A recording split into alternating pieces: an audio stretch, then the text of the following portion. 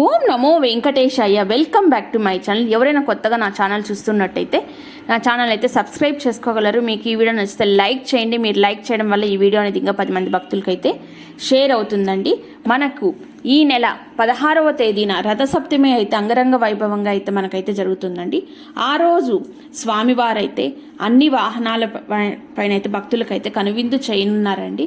ఆ సందర్భంగా ఈ 3 రోజుల పాటు టోకన్లు అయితే రద్దు చేస్తున్నారండి. రథసప్తమి పర్వదినాన తిరుమలలో 3 రోజుల పాటు సర్వదర్శనం టైం స్లాట్ టోకన్లను అయితే రద్దు చేస్తున్నట్టు టీటీడీ అయితే ప్రకటించింది. ఈ నెల 15, 16, 17వ తేదీలలో సర్వదర్శనం టైం స్లాట్ టోకన్లను రద్దు చేస్తున్నట్టు టీటీడీ ఈవో గారు ధర్మారెడ్డి గారు అయితే ప్రకటించారు. అంటే మనకు తిరుపతిలో 3 చోట్ల అయితే మనకు టికెట్స్ ఇస్తున్నారు కదండి. అది శ్రీనివాసము, విష్ణు నివాసము, అలాగానే అలిపిరిలోని భూదేవి కాంప్లెక్స్లో నడకదారి భక్తులు తీసుకోవచ్చు. అలానే మనం రోడ్డు మార్గంలో వెళ్ళాలంటే కూడా తీసుకోవచ్చునండి. ఆ టోకన్స్ అనేది మనకు ఈ 3 రోజుల పాటు రద్దు చేస్తున్నారు. ఎందుకంటే అక్కడ మనకు రద్దీ దృష్ట్యా అనేది రద్దు చేస్తున్నారు. అలాగనే మనకు 300 రూపాయల టికెట్స్ మనం బుక్ చేసుకుంటే తిరుమలకు వెళ్ళవచ్చును.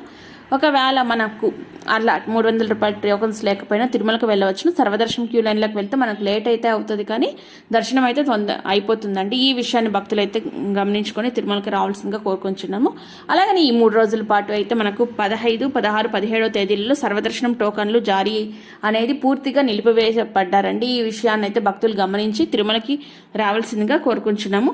అలాగనే మనకు ఆ రోజు అంటే రథసప్తమి రోజు మనకి 16వ తేదీ ఉదయం నుంచి మనకైతే వాహనాలు అయితే 4 మాడా వీధుల్లో కనువిందు చేయనున్నారండి.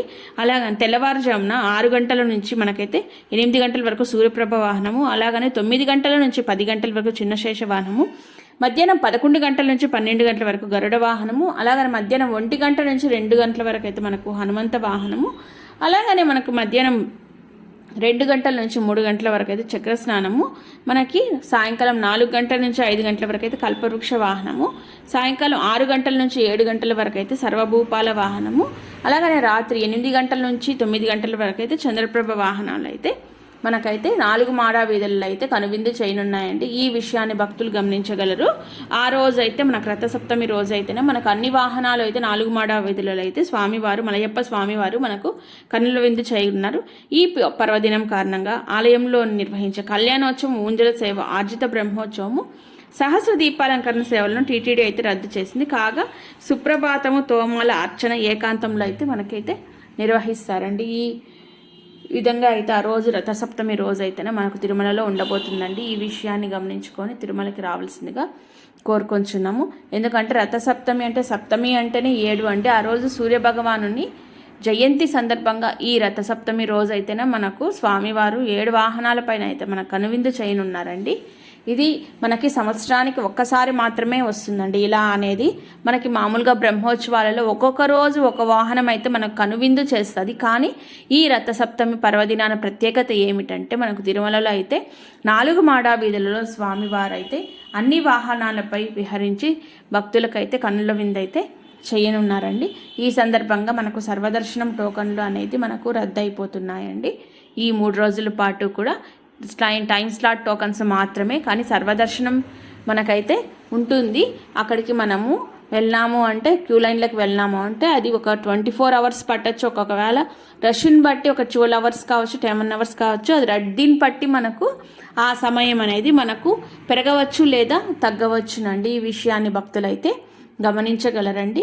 మనకి మామూలుగా కూడా 300 రూపీస్ దర్శనం టోకన్స్ దొరకకపోయినా, మామూలు రోజుల్లో లేకపోయినా, మనకి టైం స్లాట్ టోకన్లు దొరకపోయినా కూడా మనం సర్వదర్శనం క్యూ లైన్లోకి ఎంటర్ అయ్యామైతే మనం దర్శనం అయితే చేసుకోవచ్చు. కానీ కొద్దిగా సమయం అనేది తీసుకుంటుంది. ఈ విషయాన్ని అయితే భక్తులైతే గమనించగలరండి. మనము నడకదారిలో వెళ్ళినప్పుడు అక్కడ నడకదారి టోకన్స్ దొరకకపోయినా కూడా మనం సర్వదర్శనం క్యూ లైన్లోకి ఎంటర్ అయ్యాము అంటే ఆ దర్శనం కూడా చేసుకోవచ్చు.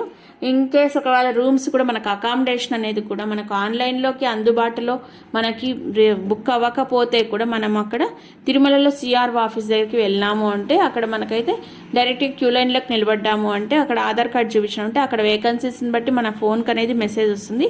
తద్వారా అయితే మనం అకామిడేషన్ అయితే వసతిని అయితే పొందవచ్చునండి. ఇదినండి మనకి తిరుమలలో అయితే సమాచారము. భక్తుల రద్దీ అనేది ఈ రోజు వరకు భక్తుల రద్దీ అనేది కొద్దిగా ఎక్కువగానే ఉంది. ఈ విషయాన్ని అయితే గమనించుకొని తిరుమలకి భక్తులు రావాల్సిందిగా కోరుకొంచున్నాము.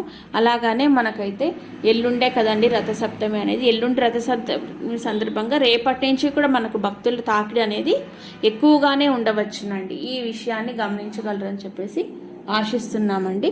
అదేనండి రథసప్తమి సందర్భంగా అయితే 3 రోజుల పాటు టోకన్లు అయితే రద్దు చేస్తున్నారు. 15, 16, 17 ఈ విషయాన్ని గమనించుకొని తిరుమలకి రావాల్సిందిగా కోరుకుంటున్నాము. ఈ వీడియో మీకు నచ్చితే లైక్ చేయండి, షేర్ చేయండి, నా ఛానల్ సబ్స్క్రైబ్ చేసుకోండి. ఇలాంటి మరొక వీడియోతో మేము ముందుంటాను. అంతవరకు సెలవు. ఓం నమో వెంకటేశాయ.